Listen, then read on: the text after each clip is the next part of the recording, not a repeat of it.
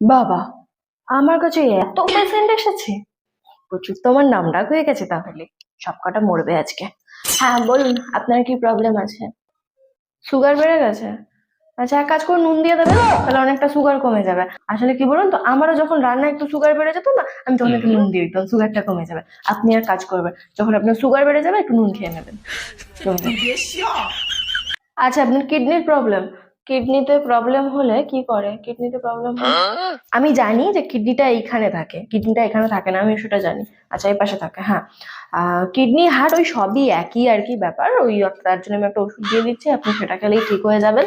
আর আবার বেশি দিন বাঁচার তো কোনো দরকার নেই, তাড়াতাড়ি মরে গেলেও ভালো। ছেলে বৌমা সবারই ভালো, তাতে সবারই মঙ্গল। বেশি দিন বাঁচতে হবে না, অল্প দিন বাঁচার মতো ওষুধ দিচ্ছি, কারণ আমি নিজেও জানি না আমি কি ওষুধ দেবো আর কি। আচ্ছা, আপনার বুকে ব্যথা করছে? এই রে, স্টেথোস্কোপটা আনতে ভুলে গেছি। দেখি, আসুন আসুন আসুন।